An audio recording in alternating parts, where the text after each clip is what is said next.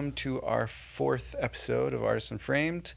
Again, Artists Unframed is about opening the conversation around artistic life to get away from just products and careers and get more into the personal space of an artist's life to hopefully help developing artists see more of the progression of an artist's life beyond just career. So today we're here with Big Mooky. Thank you for being here. Thanks for having me. I'm excited. Yeah, no, absolutely. This is of the nicest sets I've ever been on, period. Oh, that's a great compliment. Yeah. I feel like I'm in a big old fancy house. We are in a big old fancy house. Yeah, you've been transported to a big old fancy. That's right. Yeah, mansion. Absolutely. Yeah. We'll just let the audience fill in the details. Location unknown. Leave it out. So I've been starting out with this first question, and I guess the idea behind it is I'm trying to connect to the feeling of when you first felt a pull towards artistic inspiration. So what I usually ask is, what was your first notion of wanting to be an artist, or even feeling that tug or need to do something artistic? That's an awesome question. That's a heck of a first question. It's a lot. So hopefully the context of just more like the emotion and the feeling where you first felt that kind of push. I was born in Seattle, sort of during the tail end of the grunge movement. Yeah. And my dad at the time had a studio. Oh, cool. And no, it's weird. I talk about this and people are like, why are you saying this so casually? Yeah. But it just I just moved past it now. Yeah, when you grow up with it, it's just normal. Yeah. But Heart, the band Heart, they very frequently, I just thought they were my babysitters that were sisters. Oh, that's awesome. And then I'm in middle school, my Barracuda comes on the radio, my mom's like, yeah, these are those people that watch Scooby-Doo with you. And I'm like, what are you talking about? That's awesome. My sister, after sessions would just pick up basketball with Pearl Jam. Nirvana came through and just kicked my dad out of his own studio for their whole 3-day session. They're like, don't come in here. Can we curse in here? No. I think you're good to curse. But I didn't really understand what my dad did as a studio engineer. Yeah. But I understood that he had, when he pushed that button and spoke to the musicians, it had an effect on what they did. And Gotcha. could, depending on what you said, can change the entire session, essentially. Well, it's interesting that you witnessed artist reaction to record, basically, right? Yeah. I mean, this is a part of it. The second part of it I've known for a while, but this first part of it I'm only really deeping right now, in the moments. That is cool that I got to witness that. Yeah. But I think the closest thing that my 4-year-old, 5-year-old head at the time could compare that to, that I had seen portrayed, was a symphony conductor. Okay. An orchestral conductor. Because, especially in those old Looney Tunes cartoons, there's a lot of that being shown. But I thought I was just wow, this guy, obviously those are all artists and musicians, but this guy has the vision of okay, no, we need more this, we need more that. And he's now then distilled that into hand gestures and is essentially just creating music on the fly. That blew me away. So that, if you ask me, the first job I ever wanted to have, I'd say an orchestra conductor. Yeah. And that lasted about probably 2 years. Yeah. But that was the first time I was just that's really cool, because it's creative, but on a different level. Yeah. It makes sense that I kind of I liked producing even in film later on, because you're sort of I think I even wrote about it on my application to get into school was how I related that want to be a conductor to being like a director or a producer on a film set. Yeah. But that's really a really long drawn out way. It's like that was the first time I actually had a conscious thought. It was like that's what I want to do. Yeah, no, that's great. No, it's interesting that it's connected to the idea of a conductor, which is, like a leadership position, so to speak. But the interesting thing would be like interpreting it as a kid and thinking it's improvisational, when in all reality, it's not. Right. But even for me, like visually thinking about it and thinking of some of the like kid movies, I forget like the Mickey one where he's like Fantasia maybe, where he's like orchestrating, but it does feel very like in the moment, like, yeah. I remember vividly even like two separate shows where there's somehow a competition between two different conductors, and like because they're like getting into it harder, the music is better. Yeah. Which like naturally you would think like, okay, like the bigger and more flamboyant I am with this stick essentially, or when they really get into it, they break the stick or throw it away, and they're just doing weird like spirit fingers. And then when you learn later, they're like, no, obviously they all practiced that song for like 30 hours collectively or something like that. Some of them like large parts of their lives. It's like, oh, okay, that's.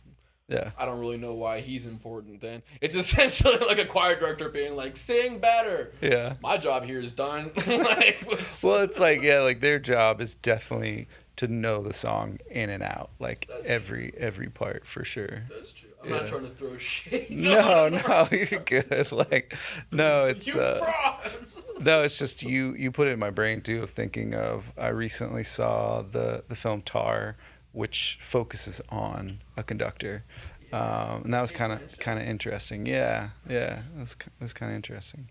You don't ever think about like the life of a conductor.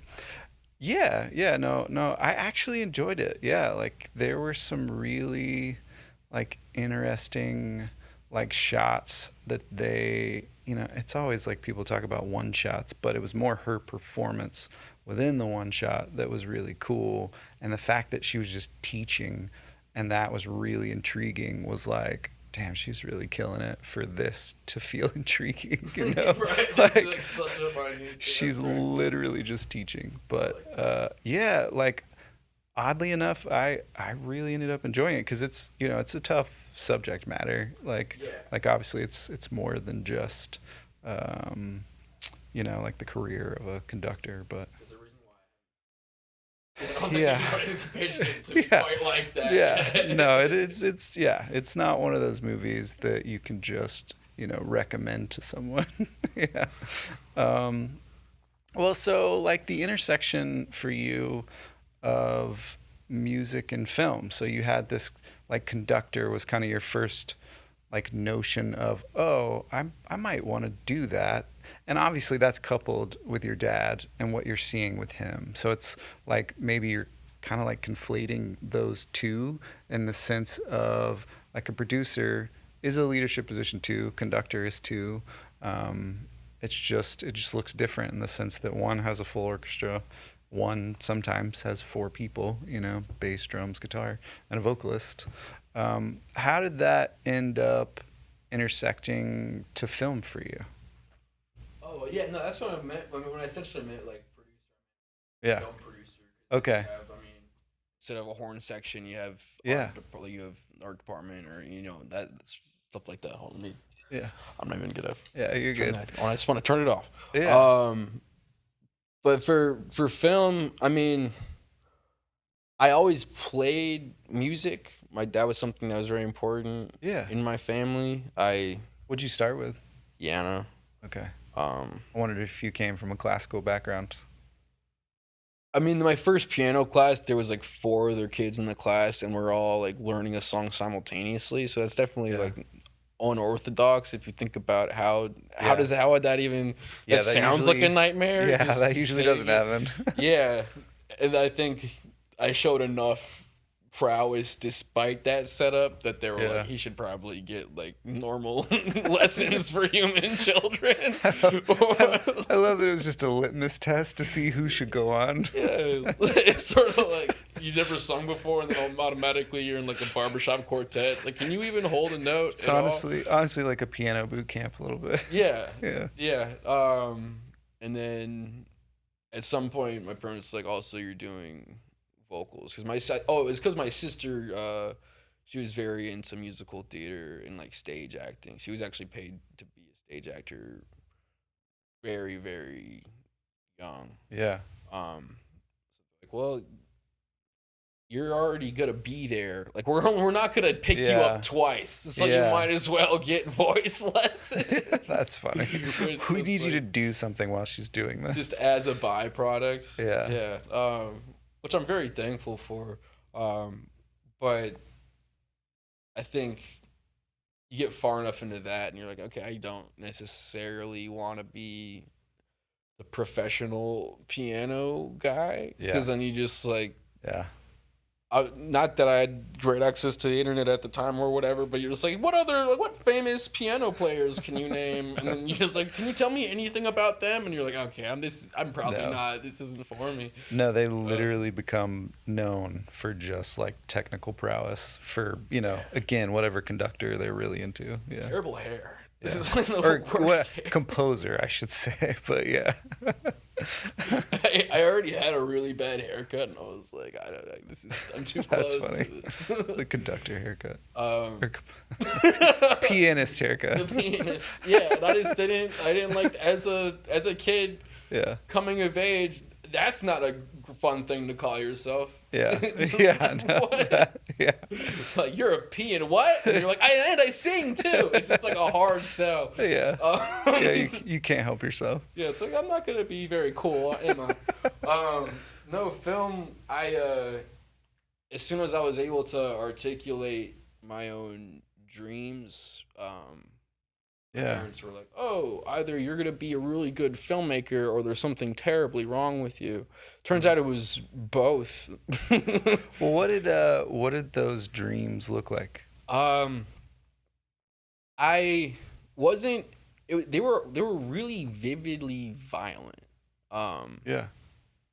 Very descriptive, and oftentimes the perspective would switch. So like, I'm watching my dream from a third person view. Yeah. Or like, oh, I'm decapitated, and then we slowly pan up to the ceiling. And I'm like, what? It keeps going after I'm out of it? Like you're like it fades to black? You're like the passive observer. Yeah, it didn't make any. I described, they're like, when did somebody show you a bad show? Like, there was no situation in which I would have been exposed to the things that I was describing in these dreams. Yeah.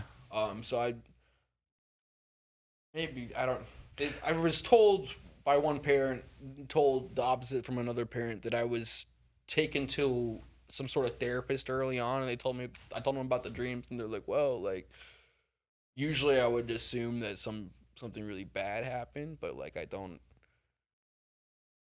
It's not, because it wasn't just the subject matter, it was how the subject matter was portrayed. It was like, there was B plots and stuff like that. So she just figured that I had like she was like, okay, he's obviously like read a weird book, or like was shown a show, or like heard something secondhand. There was never really a deeper explanation for it, but what came from that was this idea that like, you'd be a really good filmmaker, and so I just sort of took that and ran with it. Huh. So because of those like kind of visions you were seeing, like your parents naturally were like, oh, he'd probably be good in a visual medium? Or I suppose so. I mean, because I think the other part of it was that my dreams would continue. Unlike other dreams where it's like, oh, this dream I was in a gas station and I turned around and it was our living room. And like the next one I was naked in school and I hated it. Yeah. It would be like, no, like previously. Like these are like a continuation. Yeah. Yeah. And it was just like, characters had archetypes, and it was like, oh, classic. Yeah. That guy that doesn't exist. just bizarre. You would think that be like, okay, this kid's just got an active imagination. Yeah. Sort of when you can tell a kid's making something up. Yeah. But it was just like, no, I'll draw it for you. Yeah. Which I drew for like a while, but Oh, okay. So there was like visualizing that. it was really at a certain point. It was just like I want to. I think probably part of it subconsciously was like I want to prove that this is something that I'm not making up. Yeah. So like my first ideas for films would just be dreams that I had. Yeah. That like were so outlandish. At the time, there wasn't a lot of content that I had been shown that could relate to that. Obviously now, I mean, I went to film school, so I know a lot of those thoughts have already been. Yeah, I was about to say like very much like French New Wave and those films. Like, like 8.5 or what have you. Yeah. So like Yeah. So did that feel kind of like an artistic purpose almost? I mean, it's a nice justification whenever you're like trying to relate to somebody. You're like, when you're like step into a room and you visualize everybody with like the head of a different animal and they all fight each other and you can't control it and you're like, no, like get it, just remove him. Yeah. It's like a nice justification. Like, oh no, now this does have a purpose. Okay. I'm not like I don't need to be institutionalized. Like something that my mom repeated to me because I think she was more worried that I was gonna think I was crazy than I was. Yeah. Stephen King in Danse Macabre, which is one of my favorite books. It's one of the few times that he wrote nonfiction. It's just his like him talking about the horror genre essentially. Yeah. He said that everybody or a select few people have this crocodile that lives in their head, and sometimes you have to feed that crocodile meat, or he's gonna eat something else. Yeah. And that was the first time I heard somebody I respected say something that related to intrusive creative thoughts. Yeah. I didn't how that relates to mental health. I didn't really know the term like intrusive thought. I just thought it was just like, oh, I'm having like these creative attacks. well, I think it's interesting because something that doesn't get talked about is the role of the subconscious when it comes to creativity, creative inspiration, and I think even what you're alluding to is that we feel shame because we're seeing things that we didn't create for ourselves, and I think it's that the average person can't understand. No, there's a disconnect between I'm not feeling this, I'm seeing this. I didn't conjure. I didn't like today go, oh, I want to see headless people with animal heads. Like I didn't ask for. I didn't pull up a menu and go, yeah, I'll have this. This sounds great. And so it's like so it becomes kind of a wavelength. Honestly, I think is the way the outside world looks at artists. But it's so important to speak to. It's just your subconscious. Yeah. And if we were honest about some of the things we see in our subconscious, I think we'd all feel better because we go, oh, that's crazy. I mean, mine's crazy too, but yeah, that's pretty crazy. I'm so glad you said that. Yeah. For me, I think for so long, I try to relate to people on that level by telling them about it. Yeah. And then, which roles reverse, I get it. Just be like, okay, this guy needs attention in some way, and he's also a wackadoo. So I just sort of became known for saying outlandish things, not the guy that's like, hey, can anybody relate to me on a deeper subconscious level? I'm not just coming up with weird things to say or like hypotheticals. Well, it's interesting though, because I think you're just because we're all different in the sense of artists. Like some of us are introverts, some of us are extroverts, some of us have a filter, some of us don't. Again, that's all based on upbringing, like all kinds of factors that we don't have any control over. But you look at artists that have come out and owned, kind of a strange vibe or a persona or whatever, they're immediately ostracized, like immediately.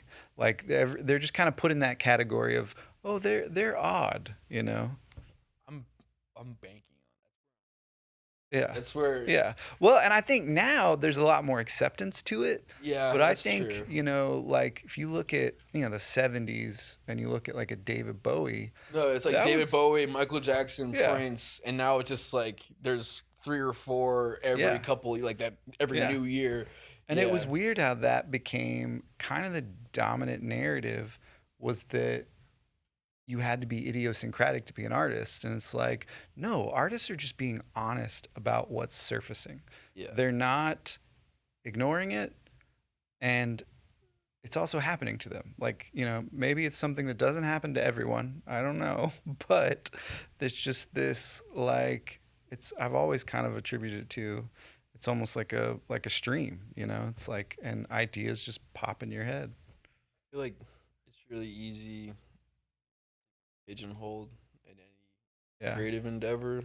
Yeah. I definitely felt pigeonholed in film school just because it's like you try to get one idea heard enough and people just know you for things akin to that Yeah. idea, which I mean, I guess that's just like basic psychology, but I Yeah. to a degree, but I never wanted to be pigeonholed in any way, even socially. So I feel like Yeah.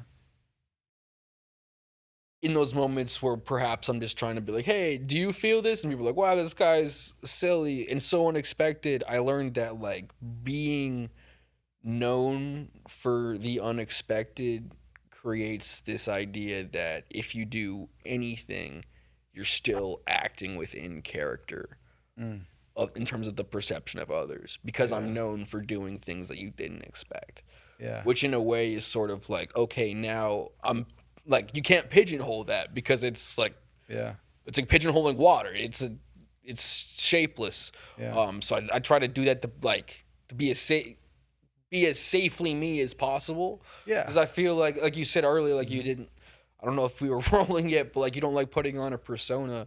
Yeah. I think at this point, maybe in the past year and a half, I've been able to make that shift Yeah. where it's like I'm not a regular guy and then I'm on stage and I'm like, okay, now I'm Big Yeah. Mooky. It's like, no, I introduce myself as Big Mooky now. I'm like, hey, like if we have paperwork, it's gonna say this and that, but I'm not gonna like I literally don't respond to that Yeah. in a non-public space. Not because it's like, oh, like I mean that is my name. Like my mom calls me my legal name sometimes. Mostly she calls me Mooky because that's where it came from. Yeah. But it's just not. I'm not used to it. Everybody calls me Mooky now. Just been like a year and a half where I was like, no, I don't want to be a persona. I just want to be me. I want them to be the same Yeah. person. Yeah. Which is cool. Yeah. I feel like I get to be a bit more honestly myself. Yeah. Like I feel like I don't look like I work at H&R Block because I don't want anybody to assume I work at H&R Block. You know what I mean? Yeah. These days, if I tell people that I'm a rapper, they're like, that makes sense. And I'm like, that I like that. Yeah. I know some people probably don't mean it as the compliment that I'm Yeah. taking it Yeah, as, but yeah. when I started, I think I was like 150 pounds overweight, and I was just wearing like hand-me-down clothes from my sister's husband, like this athletic clothes. People said Yeah. I dressed like a divorced dad. Divorced dad. So it's like I make music, and they're like, "Oh, okay. Do you like indie? Like, do you?" It's funny. One of my favorite bands, Unknown Mortal Orchestra, he calls his music Dad Wave. I love that. Yeah. No, yeah, dad rock is now Yeah. and anytime somebody describes what that is, I'm like, I love all of that stuff. Yeah. So that's Yeah. No, I loved it. I was like, oh, it's like a better way to say it. I like that. But no, I love that you brought up personas because I think it's something that artists run into, and I think it's really connected to identity. Like I don't think it's understood from the outside world. What you spoke to when you were in arts conservatory, film school, was you were developing your identity while also trying to pitch ideas or even like you were speaking to a certain genre or something, and you could tell when I put this genre or this idea out, I get this reaction to me as a person. And I don't think there's that understanding for people. Like it looks cool, like, oh, having personas, like that's got to be so cool. And people don't understand. It's like, no, that's an artist trying to figure themselves out. They're trying to understand their own identity as a person. So I love that you articulated that. Yeah, I think it's definitely easier now that I more so know who I am as a person Yeah. outside of that. Yeah. Um, so we were talking about earlier, just the idea of overnight success and how it's a facade, but Yeah. it's a story that we're sort of fed and put in front of our faces time and time again. I guess as a way for us to like feel hope inside. I don't know I know. why that it's just like this weird I bone that's know. dangled in front of like every child. It's like, hey, you should probably play it safe, but like there's this 0.0001% chance that a shitty documentary is gonna be made about you in 10 years Yeah. about how you shot up on this meteoric rise. And now, like when you open up the refrigerator, it plays that song that you wrote in the shower. So many people would love to have that shitty documentary. No, it's just No, I'm just laughing. That's yeah. funny. I mean, I'm at the time I was like, wow, I really want that. I'd give anything to have that. Yeah. People were like, don't sell your soul, and I was like, I'll give you my last name. Well, how do I sell it? Like, what do I only really need one arm to throw a ball. Yeah. But like at a certain point, I was like, I'm so glad that. I mean, a little bit faster would have been nice. Obviously, we looking back, it always could have been better. But like, I'm glad that it's gone at the steady pace that it has, and I've had the foibles and opportunities to learn that I've had, because I don't think I would have instant or near instant success at all. Yeah. I get just based on my person now. I mean, I think there's very few people that could like. So like, I could handle it probably fine. You're like, hey guys, am I good at singing? And everybody's like, please go on tour forever. Like you're like, okay, I guess I'm the best at everything. Like I don't want to meet that version of myself. So I feel like now the idea of like, it's not a persona. I'm just a guy trying to do my best, which is like essentially what my music is about. People like relate to it. They're like, wow, I like it because you're not saying that you're like I'm the biggest pimp in New York. I don't know. There's a lot of like younger rappers that are talking about stuff that's like, okay, that's a cool idea, but you didn't used to do anything. Yeah. Like you're not selling a fantasy. Right. You're in 7th grade. So what are you really talking about? Well, I love too, like, because what you're speaking to is that like the mythology of overnight success, which we know isn't real. Someone has done some type of work alone, in the closet, like just working shit out. There's no way around it. But the thing that I will say for like film school or any type of like conservatory experiences, what you spoke to is it's important to develop who you are and get a better understanding of who you are. And that's a safer space to bounce yourself off of other people. Yeah. I mean, both in music and film. I guess in film you call it like emulation and homage, but especially in hip hop nowadays, you just call it clone culture. Or just these people that like, oh wow, I really like this. I'll name a couple big like Juice World and. That's what I was thinking of. I was because there's 9 different versions of Juice World. I mean, R.I.P. But we'll never be without new Juice World music. They sound exactly like him, and it's really. I mean, it's like, okay, that's cool. Like, you successfully, it's like doing an impression or even like retelling somebody else's joke. It's like, oh, wow, you remembered that really well. Or like, oh, okay, you must have practiced that a lot. But it's just like, you're not saying anything as a creative. Which I mean, like, not to say that remakes and cover songs can't have, like, there's room for altering, but it's just like, hey man, that's not really you. Well, and I think it goes back to there's no shortcuts to connecting with who you are, creating a style and that naturally coming from who you are, like Juice World or Playboy Cardi. That It's was like, the other one. There you go. like Thank you. and I think what people think is with overnight success, oh, if I just emulate Playboy Cardi and the aesthetics of his music, I can become famous. Yeah. Yeah. Yeah. It's like every at a certain point, every 4 dudes with bad hair was like, "We're the next Beatles. This is great. Yeah. We all have Well, similar outfits." and you look at the 70s, I mean, there were a lot there were a of lot those. of Like, there really were. Yeah, there was like Yeah. 4 or 5 that were like, "Wow, we did it. We did Yeah. it nice." And No, so, yeah. Oh, I was gonna say it's weird that I think from the outside, there just aren't enough examples of the development, like how Playboy Cardi started here, did something else, collaborated with someone, heard something, and that eventually led to the first, like, It's my first tape. yeah, exactly. No, I actually, well, and I it's do like, want to speak on you that know, for sure. yeah. So I didn't mean to cut you off. No, you're good. Other artists that I work with, they've tried to make it look like they're an industry plant. Yeah. By they'll just delete all their songs that aren't the most successful. Yeah.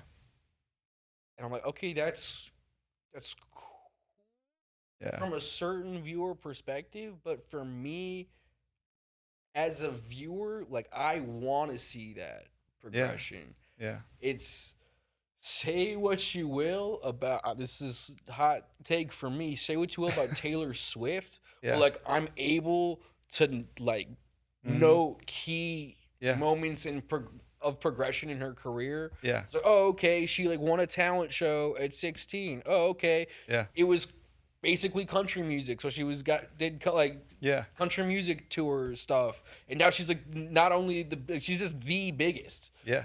But we can sort of track that. Yeah. Obviously, there's a lot better examples in terms of closer to film and hip hop, but Yeah. I just that's something on my mind. It's like, okay, if you can see that narrative, Yeah. which even I mean, Travis Scott, when we talked about artists that have that certain type of documentary about them, Yeah.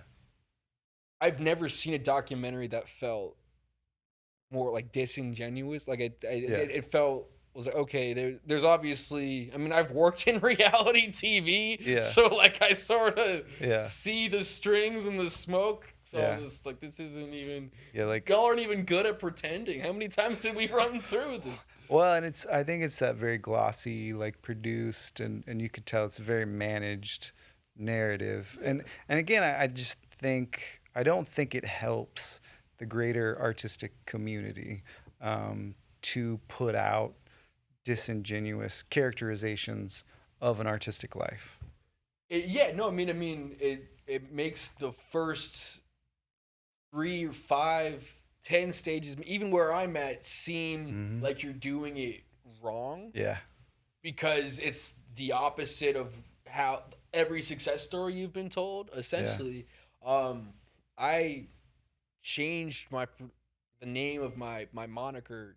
Essentially, not essentially. I just changed my moniker. I was Big Mac at first. Yeah. Which I mean, terrible marketing decision. It's like my mom called me Mooky growing up, but like that was just sort of, I saw that sort of as a private thing. Yeah. And then publicly everybody has called me Big Mac because Mac is the shortened version of my legal name. Yeah. So I was better known publicly for Big Mac. I was like, okay, that works. Yeah. And then I upload my first track, and like 3 days later, I'm like, oh, you can't Google me ever. Like, what? I'm named after the world's most popular sandwich. Yes. That's great. Yeah. But also at the time, I really was trying to chase this thing that doesn't exist. And totally being somebody I wasn't. Like, I was like, oh, okay, I'm going out as Big Mac. Time to put on like my Big Mac costume.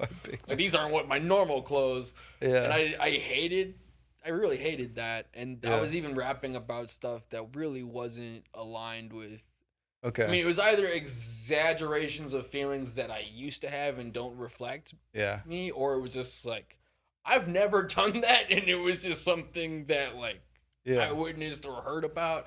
Yeah. It just what I don't know. It didn't feel like.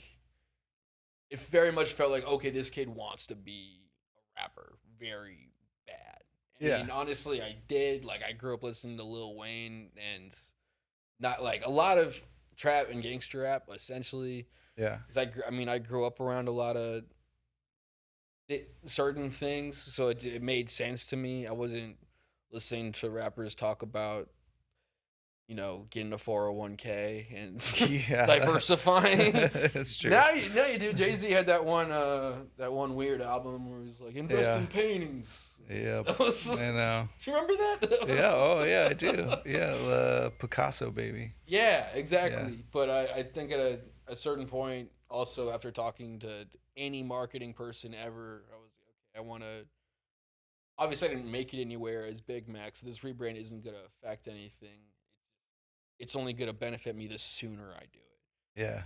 And then from that point on, because Mooky is such a name that like it's so personal to me. It's what my mom came up.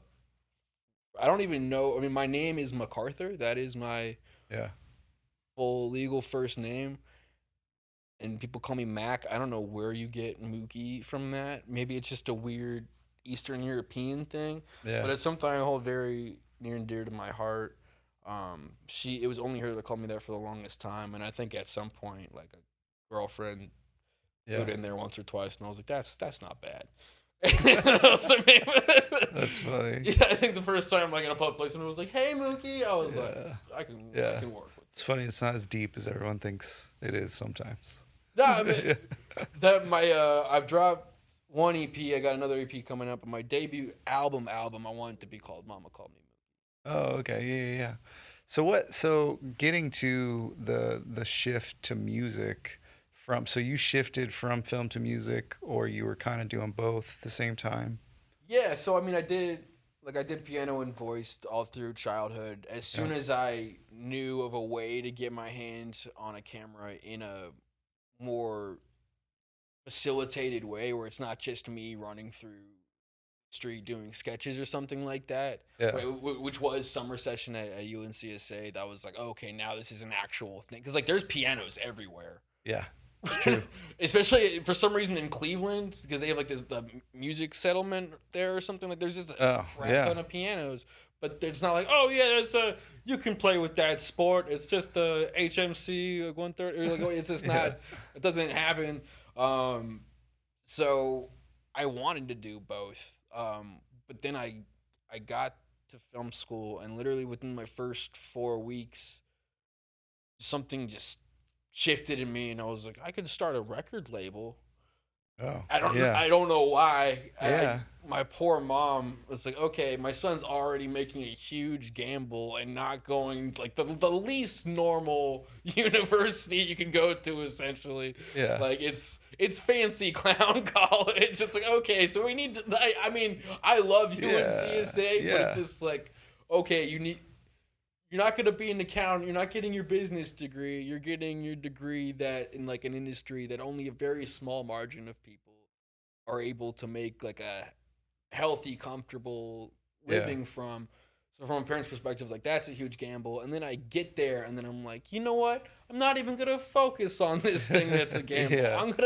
I'm gonna put my chips in even further. Yeah. And it's. Yeah, I think my mom's just happy that things are starting to. That anything's happening from. Well, it's funny too, because your parents come from more of an artistic career. Oh, here, you can silent that. Yeah, you're good. Thank you. I have a Ring camera, so it's just. Oh yeah, no, you're good. That's the Ring. No, you're good. So that was what I was gonna say. My parents came from. Yeah, so like your parents came from kind of an artistic, like career background with the recording stuff. I was kind of surprised that was some of the feedback that you got of wanting to go to Arts Conservatory. I mean, my dad hasn't been part of my life for. Okay, so that was early on. I mean, yeah, I just. What he did it very much became, okay, that's not a model for my behavior. Yeah. Pretty early on. Yeah. Not because that makes it sound like he was doing really messed up stuff. It just like I don't know. I don't know. He wasn't really the guy I think we all thought he was, or even the guy he thought he was. Yeah.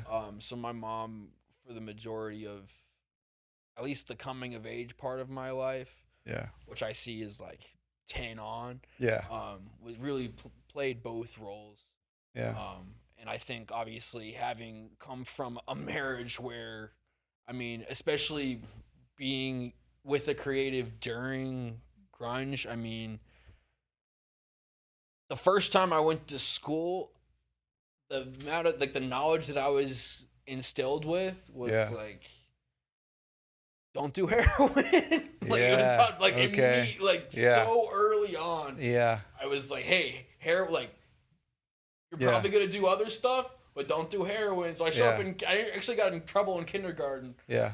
They're like, what do you like? What are your things knowledge that you guys know? And I'm like, heroin's really bad, and you're gonna die like immediately. Yeah. They're like, okay, that's not okay. That's like, I'm surprised that he didn't laugh. I would have laughed. Yeah. It's hilarious, but like, my dad went through like 3 or 4 drummers.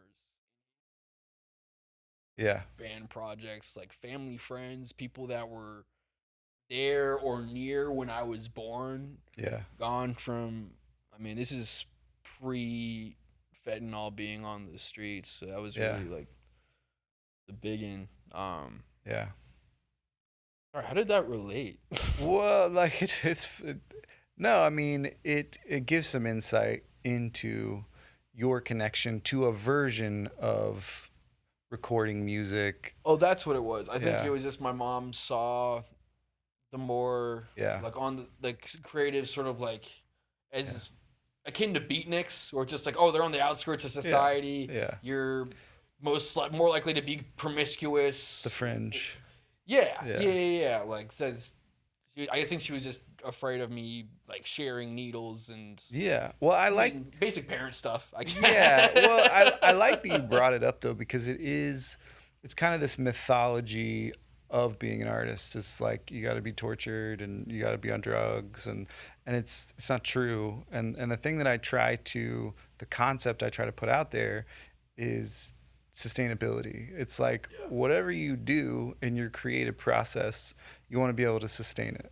And so obviously taking heroin every time you have to do something creative is not very sustainable. Yeah. You know? And so, but it's for some reason that mythology is just really strong. And for some reason it's just that narrative of, no, I have a family, I live a normal life, and I do this. It doesn't ever come out. Doesn't seem to make it. Doesn't seem to get beyond that. That kind of darker mythology that exists.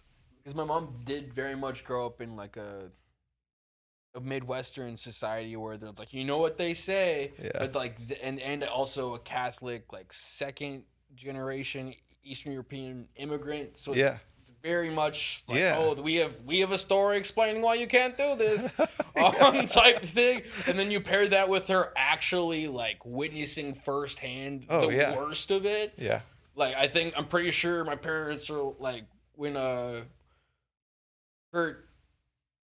we lost Kurt, like my parents were like, oh, we had whole tickets. Like, oh my God. Like, because they all knew each other. So like they all have stories about each other. So it was like, oh no, this is very real. This isn't like something I read about.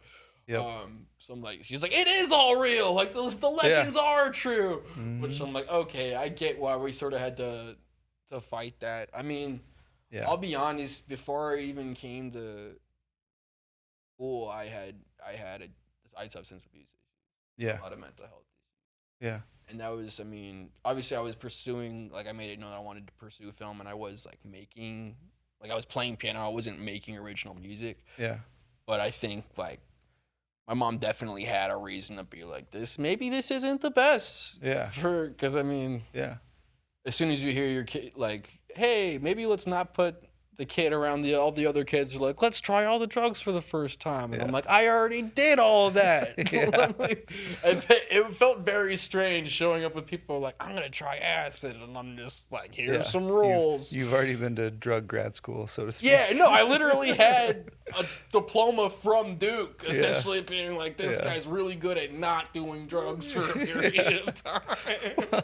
And it's, like it's the fact that you bring up Kurt. I think what doesn't get talked about is this idea of that like artistic wavelength. And so like what you talked about, you were seeing like darker images, and it's like if you don't have any context for what that is, and no one's looking at you going, hey, it's normal, it's okay, there are outlets for this, and we don't know what it is right now, but we'll figure it out what it is.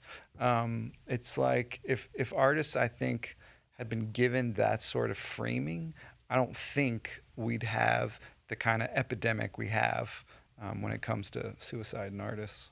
I think it's really about, at least I'm not going to speak for anybody Yeah. else's mental health. For me, it was about finding people that I could justify looking up to, that I felt like, no, they just made me feel less alone. Wes Yeah. Craven was one of those people. Yeah. If y'all don't know, director of Nightmare on Elm Street, People Under the Stairs, Serpent in the Rainbow, Deadly Little Friend, Scream. List goes on. I mean, a horror icon, and he was actually born in the very small town in Ohio that my dad was born in, which I always thought was weird. But he, I mean, just Freddy Krueger, this monster that preys on your biggest fears, and if you die in your dreams, you die in your real life. That was a very personal story for me. Yeah. Because every night I'm dying in my dreams, and I could feel the pain. Yeah. When they portrayed that in Inception, they were like, if it's real to your brain, it's real. I was like, Yeah. yes, thank you. Yeah. Everybody thought I was crazy. Yeah.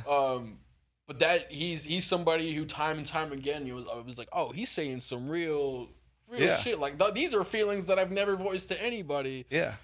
Type thing that I was like, oh, okay, that I suddenly, if he can make it to a place where he made me feel less alone and less like I want to hurt myself, I was like, okay, that at the bare minimum is essentially the mission statement of anything I'm trying to make. Even if it's just like, oh, this is a crazy dream I had and it's going to bother me until you also are afraid of that same thing. Yeah. But it's like, oh man, I had that same dream. Like even just one person being like, oh, that reminds me of this other thing that I didn't tell anybody. I'm like, okay, great, that's a win.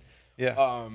And that essentially became this same thing with music. I mean, going back to putting on a persona to be something you're not for the sake of success. Yeah. In order to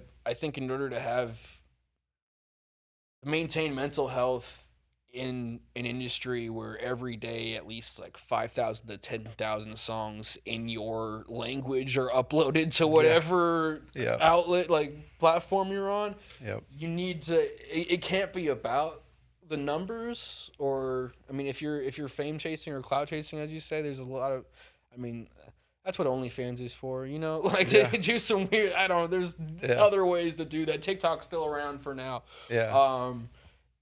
I had to focus on what success meant to me, and in the moment that was like, I dropped a song called Death Trap, and I had people reaching out to me in different languages. I had to go on Google Translate or what have you to translate, and they were like, this kept me from killing myself. Yeah. And I was like, oh, okay, that like and then I was like, oh, this is really what it is. Yeah. Yeah, I mean, like, okay, me, like, yes, it's therapy for me, maybe in the studio, because like I'm getting this off my chest. Yeah. Like sort of talking to a therapist, but then when somebody hears that and they're like, okay, that was therapy for me. Yeah. I mean, making a living off of what you're passionate about is awesome, and like ultimately the logistical goal, but like having altered the course of somebody's life for the better because of something that you created is like, that's worth it all. Yeah. No, it's always good to be able to get past that idea of product and understand connection.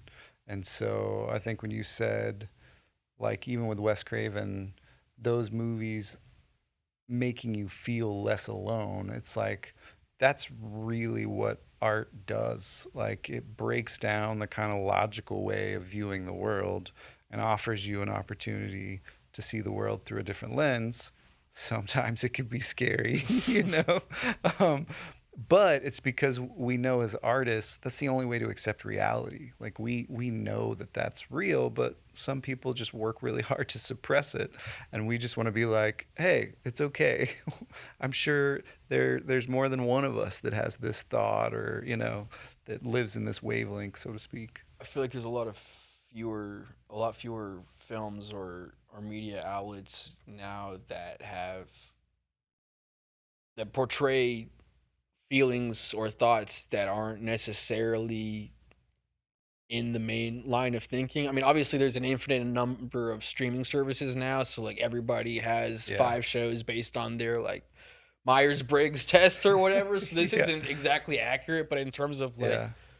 oh, a big studio's behind this, or like we're all gonna be told that we have to see this in theaters. Yeah. I mean, having sort of seen the wizard behind the curtain, it's like, oh, we want people to relate to this protagonist, or like this character is the Yeah. vehicle for the audience, and I'm like, Yeah. okay, yeah, that's why he's a little piece of shit. Do you not do Yeah. you not get that? Yeah. He's gonna fuck up really bad because we're all watching it. That's Yeah. who we are. Like, Yeah. you can't tell me he's like, oh, like that's not right ethically. I'm gonna think about this. Like, no, you didn't do that. Yeah. You on your best day did half of what you want this character to do to portray everybody. Yeah. Because the second he does something honest, we're like, wow, that's not exactly.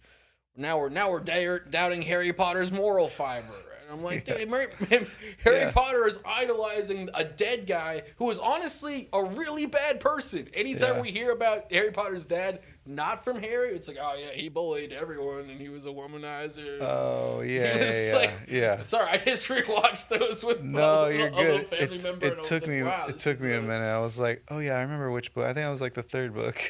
Yeah, something like that. Shouts to Harry Potter. Yeah. Sorry, Mike. I'm not using this mic. You're good. No, it's I lost it. You're good. No, I think that's it's just a great thing to put out there, is that idea of art makes us feel less alone. I know for me, again, it's like, it doesn't have to be therapy art, but it's the idea of you watch certain things or you listen to certain things, and it's just being honest. And it's that honesty that you're able to connect with. You feel a relief just to hear someone say that, because you've been carrying around unable to express it, and you're like, oh, there are other ways to express this other than like suppressing it and carrying it around like baggage, Some people, and from a screenwriting perspective, from a film perspective, I was always trying to show that real side of it, make it as relatable as possible in terms of like what I had experienced. And I, time and time again, would get notes that I was like, it's too real. Like, it hurts. Yeah. Like, this isn't an escape. Yeah. And I wish I had said like, yeah, like how many Emmys does Shameless have? Yeah. Like that show, yes, it's funny, but if you really deep it, like it's painful. Yeah. I mean, it's funnier if you also grew up in a family where you're like, okay, how are we gonna eat this week? Yeah. But otherwise, it's just like, no. If you're just laughing like, wow, they had to do what to eat? It's like, no, you don't really. This isn't for you. It's you know what I mean? Yeah. I know when Malcolm in the Middle came out, people were like, oh, this is like a slap in the face to like the lower middle class. It's like, no, this is a salute to the lower middle class. Do you not understand? Like they're actually portraying a real akin situation to how you grew up, as opposed to like, wow, the house is like constantly clean every episode except for that one episode where mom has that big breakdown. It's like, no, mom is we love her and she's the best and she will come through when we need her to, but she is a monster and we're afraid of her. Yeah. I love you, like I love you, mom, but like, do not poke the bear. Yeah. I don't know.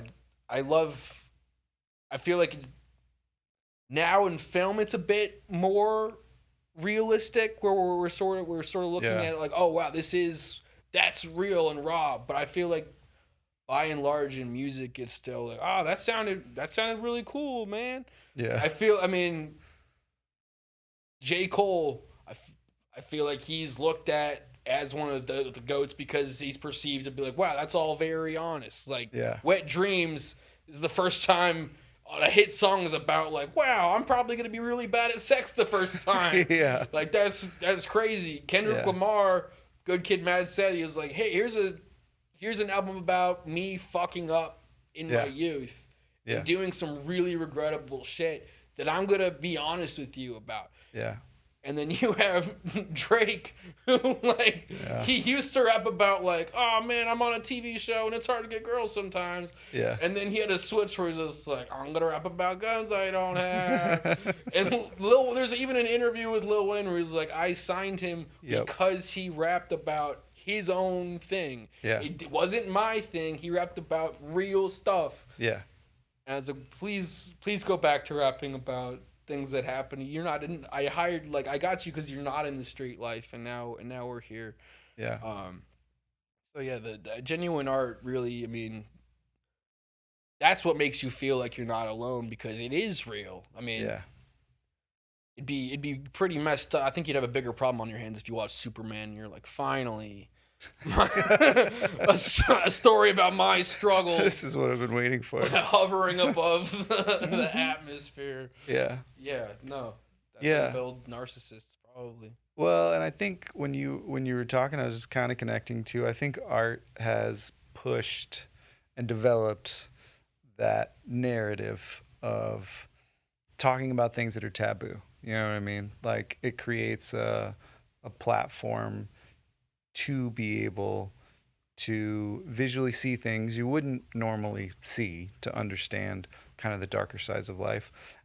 But even here, you know, you spoke to Kendrick Lamar, Good Kid, Mad City. Most people had only seen one interpretation of Compton and where Kendrick was from, where now they're seeing a duality where, you know, he's trying to grow up and wanting to be a good person, but he's surrounded by these things, and he's not going to lie and say that didn't influence him, and not lie and say he didn't feel conflicted about it, you know? I mean, it's kind of like if Boys in the Hood and Menace to Society was now a modern hip-hop album. I mean, I sing its praises almost every day when I bring up music, but it's absolutely right. No, I mean, even post that, like, prior to that, nobody had heard about the Cowboys of Compton. You know what I mean? There's now this, like you said, this duality where it's like, oh wow, there's actually a large like urban agricultural market. They say like the predominant nationality is Spanish. And then they have the Cowboys, the Spanish Cowboys that are literally, they're horses up and down the street. I mean, those movies I just named probably didn't help the perception of there being other like things other than that in Compton. But I mean, I'd say I'm shouts to Kendrick for helping us see the other side of it. Well, and I think it's bringing out the internal struggle. So it's like, for you, your art has come out of showing, you know, the internal struggle, and again, it's embodying it, it's expressing it in, I don't want to say creative ways, but it's more like they're just not concrete, you know, like you don't know where it's gonna go, you know, so to speak, when you start. And I like writing my songs that way. Oftentimes, from a music producer's perspective, it's like, okay, what's the mission statement of this song, or what's the thesis essentially? It's like some of them, what I've been told by other people, their favorite songs of mine is where it's just sort of a stream of consciousness. And I'm like, okay, you can see how I got there. The first song that as Big Mooky I ever put out on a commercial level, which is far from my actual first song, didn't happen that way, is my mom's favorite song that I perform live. But it's like, it's me I start with like, maybe I shouldn't talk about these things. This happened to me and I didn't like it, and it led to that, and that was really bad, and because of that I became this person, and despite like, it's like, oh, okay, I see, but it's not like, I start with talking about being abandoned by your dad, and by the end talking about Harry Potter once again. Well, there you go. But I get somewhere completely different. At the end of this song, I'm talking about like being successful, but it's like you can't tell me. I don't really know what the thesis of that song is. It's probably defiant. There's themes. I like themes, but I don't like saying like, oh, this song's about being at the club all night. Period. Like that's. I mean, there's a place for that. Yeah. Music, but it's not like that's just. Especially in hip hop in a medium where it's so, or it used to be more lyrically heavy. Yeah. If you're not really attempting to say something, then it's just like, why did you press record? Yeah. Yeah. Like, and that's really speaking to like the idea of intention, which is important. And I think it gets lost in that mythology and that narrative of, like, art making is just this free form, and it's like, no, like you eventually learn intention no matter what. Yeah. And everyone expresses intention differently, but you don't really start to feel any cohesion in your work until you start getting intentional about it. I feel like everybody needs to be taught that very early on, especially creatively. I mean, you'd like to think the first year at a conservatory, it's like, okay, we see what your influences are, and now you sort of need to like strip that away and like search in terms of like what your voice is. Yeah. But I mean, it's pretty evident that there's a large portion that falls through the cracks. Yeah. And like, okay, now all my movies are David Lynch type beats. Mm-hmm. Like, yeah. It's like, okay, it's not even a good version of that. Yeah. It could be a really cool whatever your name is movie, but now it's just a bad form of something that doesn't exist anymore, and it's dang. Yeah. Well, and that's why like these conversations are so important, because it brings out those concepts to talk about. Because for some reason those just aren't naturally on the surface. I don't think we provide developing artists with any sort of compass or reference point. And I think most of what they hear or see is mythology anyway. Like it's not. It's true. I mean, especially the lucky ones or lucky depending on how you see it, but like they find that mentor figure or they think it's a mentor figure. Really, it's just a manager. So like what their perception of what behind the scenes is, or like what the right answer is already being like sprinkled and polished, because that's part of what the manager's job is. Yeah. I mean, obviously you have situations where it's like, you do really have those trusting relationships, or like, oh, this is my sister, she's not gonna like lie to me about it. Yeah. But especially in those early stages where you feel like you're just like, man, if I just want somebody to tell me what to do next. There's a multi-million-dollar market preying on that very notion. Mm-hmm. And I have like unfortunately been the victim of that a couple times while I was in school. Yeah. I had I'm not even good at names. Yeah. These are pretty well-known people too. Yeah. Well, I think that goes back to anyone that wants to take away your agency, which is just your ability to opinionate on your life, are dangerous. Anyone that wants to say that they're an expert and they've got the secret, run. Like don't talk to them anymore. Just run. Absolutely. Yeah. Absolutely. I mean, and then in the recent years, you have these outlets or groups where it's like, okay, we're artists that also have been through this. Yeah. We're trying to harbor a group of like-minded people so we can do this together. Yeah. And then like, even that's like half of those are a facade. Yeah. So I mean, and I followed these to the end, like to the last moment, and then like, and this is where the pitch comes in. It's sort of like timeshares. Yeah. So, I thought we were all friends. Yeah. It's like you think they're cool with you saying no. Yeah. And they're like, yeah, we're gonna bring you out your cash, and then like 2 more closers come in, and it's like, oh, okay, never mind. This was longer rabbit hole. Yeah, I thought this was real. Yeah, which Yeah. I mean is scary because that's what, like, not only am I an artist, but I started this as a label before I even rapped. I made beats and I wanted to be a safe haven for other artists. Yeah. Because at the time, I mean, what was it, 2015? Um, Back when Drake was on top, Yeah. I just used him as a metric. I was like, I'd ask people like, who's the biggest artist today, Yeah. and that would usually be the answer. And I'm like, okay, he makes 7%, Mm-hmm. and that Yep. would usually blow people's minds. And I'm like, Yeah. right, like Yeah.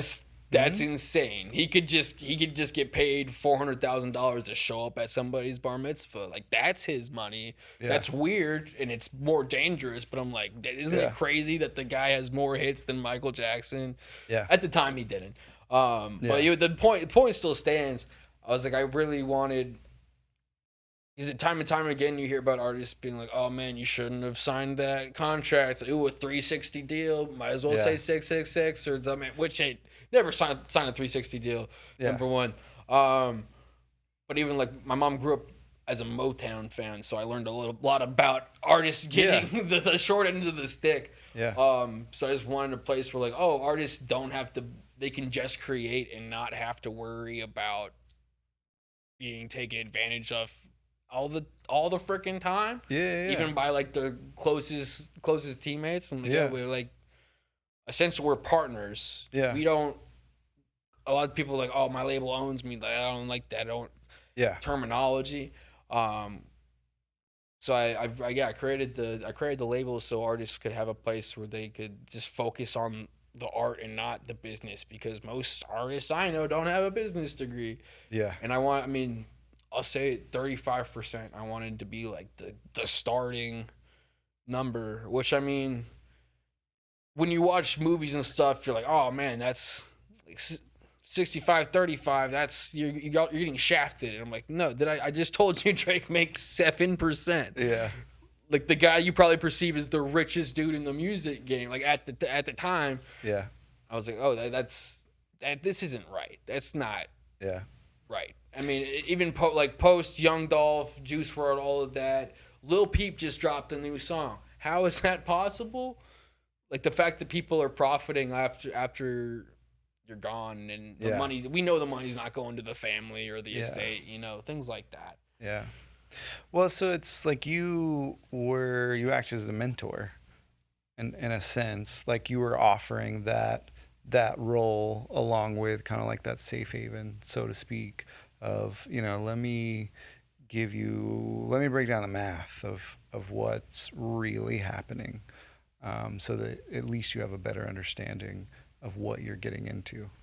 Obviously, 7% of 5 billion is better than 35% of 10,000. So I mean, I wanted to get to I realized early on, I was like, I need to dig and discover these opportunities to see if they're even possible for me to acquire before I can offer them as opportunities to somebody else. Yeah. So I mean, especially once I started rapping myself, I was like, okay, this isn't really gonna happen as on large of a scale until I hit some success myself. Yeah. Just to be like, okay, now that I've reached here, now I'm like, I know these venues, I can get you set up here, you can build your own audience. Yeah. I know what the marketing is. Yeah. I mean, when I started this, DatPiff was still a website, and like mixtapes was the thing. Yeah. Mac Miller had just dropped the kids tape, and everybody was like, if you don't have a mixtape, you're not relevant.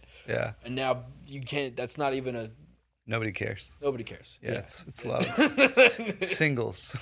Right. Yeah. Yeah. I was like, I'm gonna drop like so many albums, and then it's singles. It's singles and videos. That's it. And then changed. TikToks that are based on that. Yeah. It's well, so you act as a mentor. Who were some mentors for you, like along the way?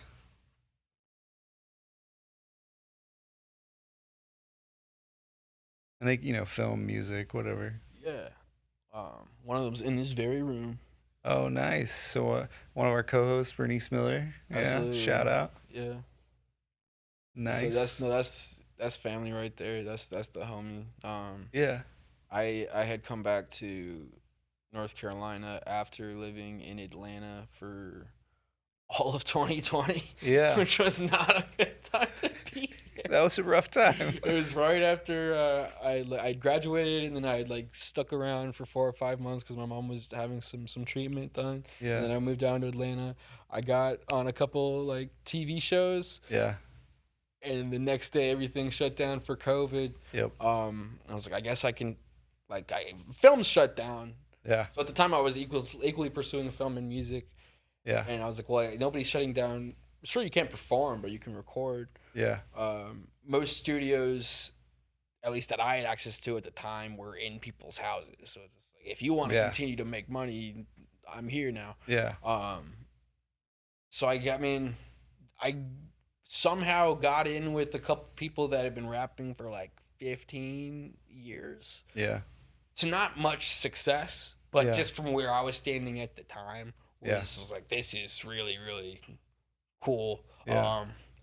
Hollywood Heezy Uno. I don't even know if he makes music anymore. Yeah.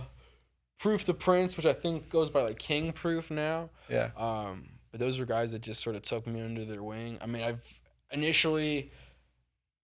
I've always sort of been like, I'm very used to being one of the only straight white dudes wherever I am. Yeah. I mean, and going to film school is just a continuation of that. But living in Atlanta as a rapper, is like, hey, what's up? Like 7.5 mile or like, oh, nice. Like, yeah. So they rate. That's how you get like if you get 4 miles, like, oh, they really hate me. Yeah. But like usually after I go into the booth, they're like, oh, okay, we can work with this. This is good. And then like they just treat me like anybody else, and I really fucked with that, messed with that. I mean, because even in film at certain levels, there's just like, you could have the best idea in the room that day, and you're still just like, okay, well, go empty the trash. Like, let the adults do what we're doing. It's there's not the same structure, but I mean, so I those guys, I wouldn't call them mentors, but it was just like, oh wow, you can. Yeah. I'm not worried about getting older and doing this. Yeah. Obviously, I'm going to age much more rapidly than an beautiful African American man. Yeah. My partners taught me very well that black don't crack, and I've just stopped assuming ages. I'm like, well, he looks 80, so he's probably 200. Yeah. Like I don't. No, I just accept the fact I'm gonna look 50 in like 2 years. That's fine. Yeah. But coming out of that. When film sort of came back, I really didn't want to be in Atlanta anymore because I just didn't feel very welcome. Yeah. And I came back and I didn't really have any music prospects. Yeah. I didn't really have anything. All my film connections at the time, from my perspective, were in Atlanta. Yeah. But luckily, thanks to the great John Jenkins, I got connected with Bernice over here. And we were pretty quick friends, I feel like. Yeah. But she's a very good mentor for me. Made me in terms of people that made me feel less alone. Yeah. Because in film, you at a certain level, or when you're new to it, you're like, oh, everybody's very formal and fancy, and I can't touch anything. Yeah. And just do your best. And Bernice was like, "What's up, man? You hungry? Yep. You need a cigarette?" Yeah. And I was just like a big sigh of relief. I was like, oh, hey. Yeah. Hi. Like, oh, you're a human being, aren't you? You didn't. Like, you didn't start with your resume. Yeah. I was just like, so what do you have? Was your drive sucky? It was probably sucky. I'm like, it was really sucky. Like, that sucks. And I'm like, yeah. Like, it was a beautiful moment. I love it. It's like that. No one's ever talked to me this way. Yeah. No, especially like as a PA, you're just like, what? You can see me? Oh, yeah. I'm not just a floating box of lunch. I'm a real boy. Yeah, no, it's really, really nice. No, I think that brings in the familial aspect that should exist within artistic community. It's just for some reason there's this natural isolation, which can be inherent to creative process. So that's its own thing to kind of work through. But the sense of competition keeps people from being able to just connect. Yeah, Yeah. film and music. Yeah, the amount of friends or people or acquaintances, whatever you want to Yeah. call them, that I call it rap cap. Yeah. When you get it a lot in film too, where it's like, oh, we should collab on something. Yeah. That'll be great. And it's just like, that's just their way of ending this conversation. Yeah. They couldn't mean that. Yeah. Like they wouldn't cover you in rancid water if you were on Yeah. fire. Like they would be like, wow, Yep. that sucks. This makes great content. Like, Yeah. It's oh yeah, Yeah. no, it's a really weird dynamic in terms of people, like having people be really stand on what you think they believe in. Yeah. In both industries. No, I yeah, I've had a lot of people in film and music that I thought were friends, and then it's like, oh, this was a stepping stone for you, or like you tried to Yeah. use me politically or strategically in a way where it's just Yep. like, I don't know what you thought. This isn't House of Cards, Game of Thrones. Yeah. Nothing cuts away from this. We're all still here Yeah. and can react to what you're saying in real Yeah. time. You're a That's bad person. That's funny. Yeah. No, it's tough that, yes, like disingenuousness, it's a part of industry, so to speak. But if you can really make it a value to be around authentic people, you can find them. Surround yourself with people that are doing it, whatever doing it is. Yeah. Yeah, don't surround yourself with people that are talking about it all the time. Yeah, no, that's yeah, that's I mean, anybody that I was around while I was in school can like knows who I'm Yeah. talking about. I was like, I don't need this. We can do this without them. I was like, okay, then go do it. Yeah. Go like, there's even people that are like, oh, I didn't get into film school, but like I don't need it because blah and blah didn't go to film school. Yeah, you're talking about Robert Rodriguez. You're talking about Tarantino. Yeah. But guess what? They like Well, they don't have a bunch of scripts. They don't have a bunch of ideas. Yeah. They're not known for their ideas. You know what I mean? They did it. Well, and they had their own form of film school too. Absolutely. That's why I love with Tarantino. He talks about like, running that or working at that VHS store, and like that was his film school in a lot of ways. Well, I think it's a great way to end the conversation of that idea of community, because I'm like you. I think the loneliness piece is a natural gravitation to art. I think we're wanting to express that, but also wanting to get it off our chest in a way. And so I think that's one of the greatest components of art, is that it connects. Like it's able to reach inside of someone in a way that just no other medium really is able to, because it's honest. It's not, most times not manufactured. It comes from a real place. For now, yeah. We can't open that can of worms. No, It's gonna lead that way. Yeah, that's an hour-long conversation. But yeah, no. Thank you for being here. Thank you for for letting me trip through this beautiful conversation. Yeah. You got me speaking on tangents. I'm not known for opening up too much, which probably sounds like a lie with Bernice in the room, because I tell her like everything. Yeah. Whenever I have the chance to, at least. But no, for the most part, I'm a pretty closed off guy, and like my creative endeavors are my way of trying to speak to people that I don't necessarily get to speak to or want to all the times, because I'm so socially anxious and like closed off. But no, thanks for